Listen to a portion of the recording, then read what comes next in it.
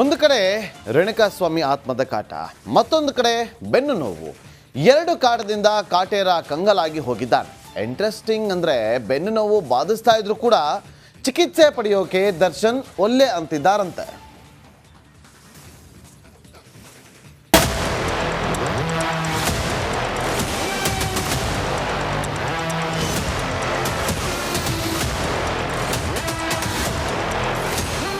ವಿಚಿತ್ರ ದರ್ಶನ.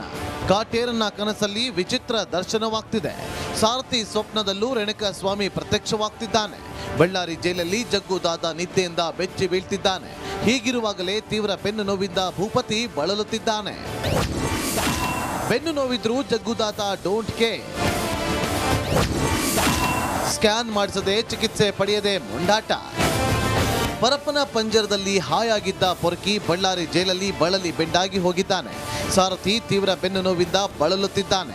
ಜೈಲು ಅಧಿಕಾರಿಗಳು ವೈದ್ಯರು ಸ್ಕ್ಯಾನಿಂಗ್ ಮಾಡಿಸಿ ಅಂದ್ರೂ ದಾಸ ಕೇರ್ ಮಾಡ್ತಿಲ್ಲ.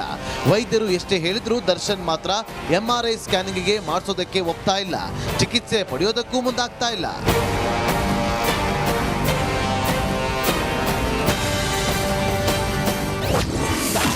ದರ್ಶನ್ ಮೊಂಡಾಟಕ್ಕೆ ಜೈಲಧಿಕಾರಿಗಳು ಗರಂ.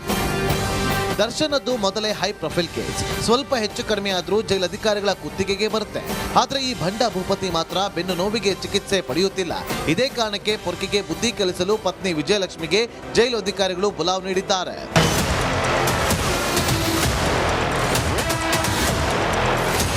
ಆರೋಗ್ಯದ ಬಗ್ಗೆ ಅಯ್ಯನಿಗೆ ಬುದ್ಧಿ ಹೇಳೋಕೆ ದರ್ಶನ್ ಪತ್ನಿ ವಿಜಯಲಕ್ಷ್ಮಿ ಬಳ್ಳಾರಿ ಜೈಲಿಗೆ ಎಂಟ್ರಿ ಕೊಡ್ತಿದ್ದಾರೆ.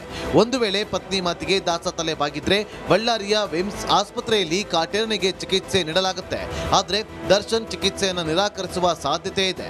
ಬೆನ್ನು ನೋವು ಸಿವಿಯರ್ ಆದ್ರೆ ಆಸ್ಪತ್ರೆಯ ನೆಪ ಹೇಳಿ ಕೋರ್ಟ್ ಅನುಮತಿ ಪಡೆದು ಬೆಂಗಳೂರಿಗೆ ಶಿಫ್ಟ್ ಆಗುವ ಲೆಕ್ಕಾಚಾರದಲ್ಲಿದ್ದಾರಂತೆ ಚಕ್ರವರ್ತಿ.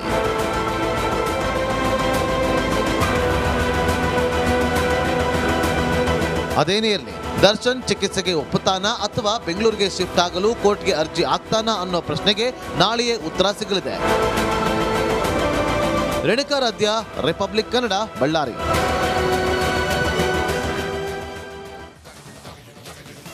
ಪುಸ್ತಕ ಅಥವಾ ಪೋಸ್ಟರ್ಗಳಲ್ಲಿ ಚಿತ್ತಾರಗಳನ್ನು ಬಿಡಿಸೋದನ್ನು ನೋಡಿದ್ದೀವಿ. ಆದರೆ ಮೈಸೂರಲ್ಲಿ ಡ್ರೋನ್ಗಳ ಚಿತ್ತಾರಕ್ಕೆ ಜನ ಫುಲ್ ಫಿದಾ ಆಗಿದ್ದಾರೆ. ನೀವು ಕೂಡ ಈ ಸ್ಟೋರಿ ನೋಡಿ ಫಿದಾ ಆಗಿ. ಬಾನಂಗಳದಲ್ಲಿ ಡ್ರೋನ್ಗಳ ಚಿತ್ತಾರ.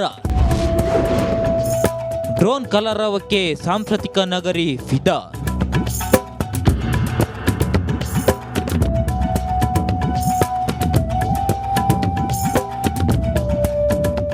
ಆಕಾಶದಲ್ಲಿ ಡ್ರೋನ್ಗಳಿಂದ ಮೂಡಿದ ಬಣ್ಣ ಬಣ್ಣದ ಚಿತ್ತಾರ. 1500 ಡ್ರೋನ್ಗಳ ಕಲರವ. ರಾಷ್ಟ್ರಧ್ವಜ, ಚಂದ್ರಯಾನ, ವಿಶ್ವ ಭೂಪಟ, ಅರಳಿಮರ, ತಿಮಿಂಗಿಲ, ಚಾಮುಂಡೇಶ್ವರಿ ಸೇರಿದಂತೆ 15ಕ್ಕೂ ಹೆಚ್ಚು ವಿನ್ಯಾಸಗಳ ಕಲರವ. ಇನ್ನೊಂದೆಡೆ ಕಿಕ್ಕಿರಿದು ತುಂಬಿರುವ ಜನರು.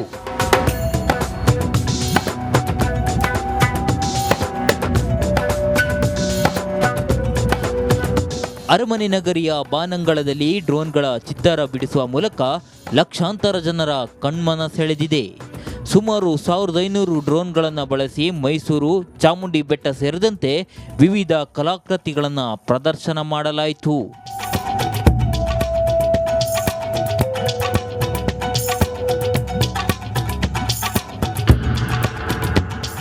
ಸಾವಿರಾರು ಜನರು ಆಗಸದಲ್ಲಿ ಡ್ರೋನ್ ಚಿತ್ತಾರವನ್ನು ಕಣ್ತುಂಬಿಕೊಂಡರು.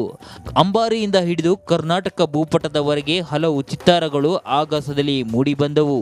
ಈ ವೇಳೆ ಬನ್ನಿ ಮಂಟಪದ ಪಂಜಿನ ಕವಾಯತು ಮೈದಾನದಲ್ಲಿ ಜನರು ಕಿಕ್ಕಿರಿದು ಸೇರಿದ್ದರು.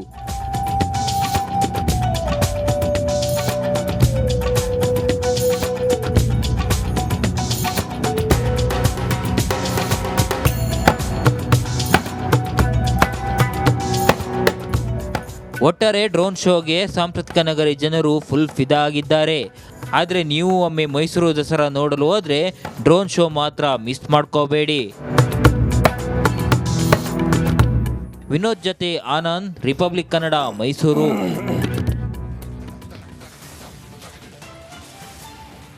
ದಸರಾ ಅಂದಾಕ್ಷಣ ಎಲ್ಲರಿಗೂ ನೆನಪಾಗೋದು ಅರಮನೆ ನಗರಿ. ಆದರೆ ಮೈಸೂರು ದಸರಾದಂತೆ ಮಡಿಕೇರಿ ದಸರಾ ಕೂಡ ಜಗಮಗಿಸ್ತಾ ಇದೆ. ಮಂಜಿನ ನಗರಿಯಲ್ಲಿ ಪ್ರಪ್ರಥಮ ಬಾರಿಗೆ ಕಾಫಿ ದಸರಾ ನಡೀತಾ ಇದೆ. ಎಲ್ಲರ ಗಮನ ಸೆಳೀತಾ ಇದೆ.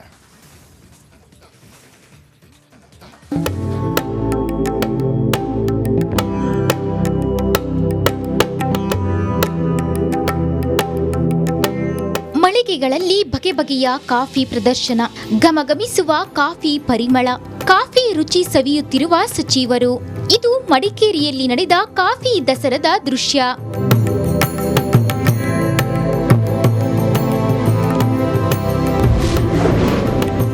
ಮಂಚಿನ ನಗರಿಯಲ್ಲಿ ಕಾಫಿ ದಸರಾ ಸಂಭ್ರಮ. ಕಾಫಿ ದಸರಾ ವೀಕ್ಷಣೆಗೆ ಜನವೋ ಜನ.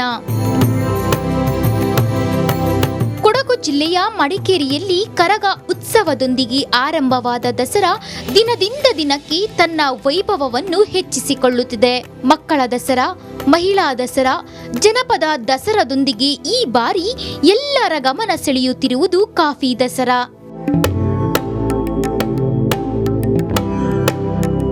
ಹೇಳಿ ಕೇಳಿ ಕೊಡಗು ಅತಿ ಹೆಚ್ಚು ಕಾಫಿ ಬೆಳೆಯುವ ಜಿಲ್ಲೆ. ಹೀಗಾಗಿ ಮಡಿಕೇರಿಯಲ್ಲಿ ಇದೇ ಮೊದಲ ಬಾರಿಗೆ ದಸರಾ ಸಮಿತಿಯಿಂದ ಕಾಫಿ ದಸರಾವನ್ನ ಆಯೋಜಿಸಲಾಗಿದೆ. ಇಲ್ಲಿಯ ಕಾಫಿ ಬಗ್ಗೆ ಜನರಲ್ಲಿ ಜಾಗೃತಿ ಮೂಡಿಸಲು ಶಾಸಕ ಮಂತಲ್ ಗೌಡ ವಿಶೇಷ ಕಾಳಜಿ ವಹಿಸಿ ಕಾಫಿ ದಸರಾ ಹಮ್ಮಿಕೊಂಡಿದ್ದಾರೆ. ಕೃಷಿ ಸಚಿವ ಚೆಲುವರಾಯಸ್ವಾಮಿ ಕಾಫಿ ದಸರಾಕ್ಕೆ ಚಾಲನೆ ನೀಡಿದ್ರು.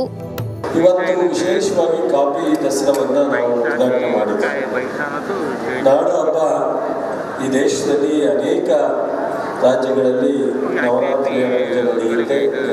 ದಸರಾ ಒಂದು ಪೂಜೆನೂ ಮಾಡ್ತಾರೆ. ಕರ್ನಾಟಕದಲ್ಲೂ ಅನೇಕ ಕಡೆ ಮಾಡ್ತಾರೆ, ರಾಷ್ಟ್ರದಲ್ಲೂ ಆದರೆ ಕಾಫಿ ಬೆಳೆ ವಿಚಾರದಲ್ಲಿ ಸ್ವಲ್ಪ ಹೆಚ್ಚು ಆಸಕ್ತಿಯನ್ನು ವಹಿಸ್ತೀವಿ.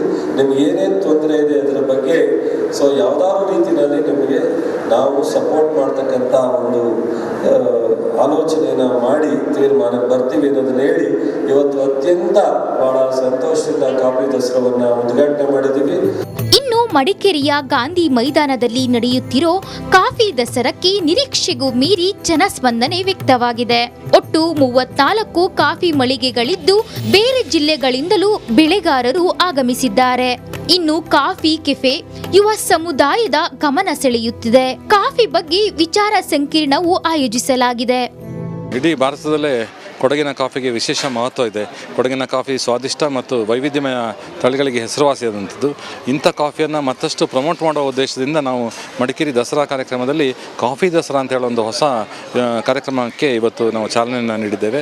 ಒಳ್ಳೆಯ ಸ್ಪಂದನ ಸಾರ್ವಜನಿಕರಿಂದ ಮತ್ತು ಕಾಫಿ ಉದ್ಯಮಿಗಳಿಂದ ಮತ್ತು ಬೆಳೆಗಾರರಿಂದ ಸಿಕ್ಕಿದೆ. ಒಟ್ಟು 34 ಮಳಿಗೆಗಳನ್ನು ನಾವು ಇವತ್ತು ಕಾಫಿ ದಸರಲ್ಲಿ ಹಾಕಿದ್ದೇವೆ. ಇದರಲ್ಲಿ 12 ಕಾಫಿ ಕೆಫೆಗಳು ಕೂಡ ಇದೆ. ಇನ್ನು ಈ ಬಾರಿ ಆರಂಭವಾದ ಕಾಫಿ ದಸರಾ ಮುಂದೆ ಶಾಶ್ವತವಾಗಿ